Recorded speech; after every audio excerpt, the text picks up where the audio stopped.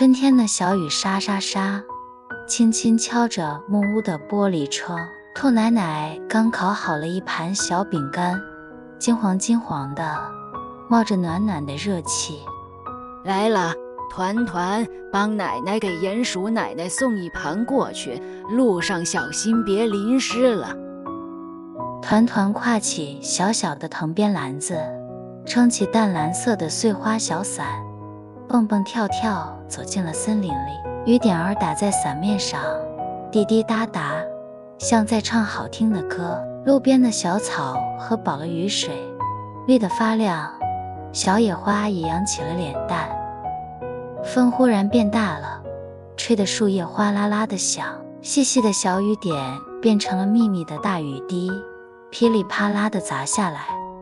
哎呀，风好大呀，我的小伞都要被吹歪了。团团赶紧躲到一片大大的梧桐叶下面，大叶子像一顶圆圆的绿帐篷，挡住了哗哗的雨点。他转头一看，小刺猬刺刺也正缩在这里躲雨呢。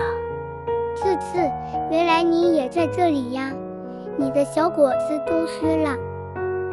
就在这时，小松鼠松松抱着一片宽宽的芭蕉叶，哧溜一下从树上滑了下来。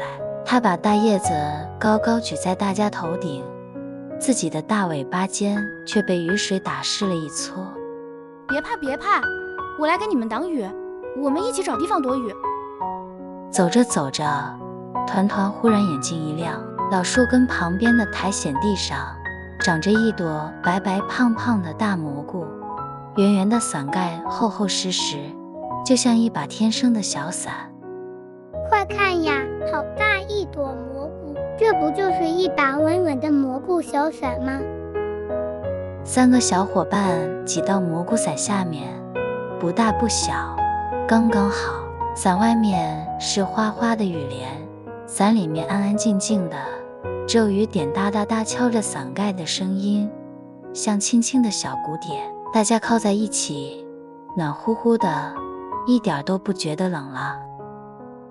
雨慢慢变小了，变成了细细的毛毛雨。团团扶着蘑菇饼走在中间，小刺猬和松鼠跟在两边，大家一起举着蘑菇小伞，慢悠悠往鼹鼠奶奶家走。藤编篮子里的小饼干安安稳稳的，还带着香香的热气，一点都没湿。鼹鼠奶奶的小土屋里暖融融的，桌上铺着软软的碎花桌布，小伙伴们围坐在一起，金黄的小饼干摆了满满一盘，你一块我一块，吃得香香的。饼干甜甜的，和大家一起分享，比一个人吃要好吃100倍呢。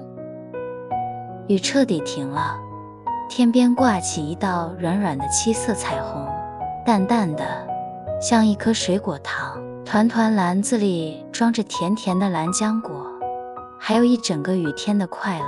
晚安，圆圆的蘑菇小伞。晚安，温柔的下雨天。晚安，森林里的每一个好朋友。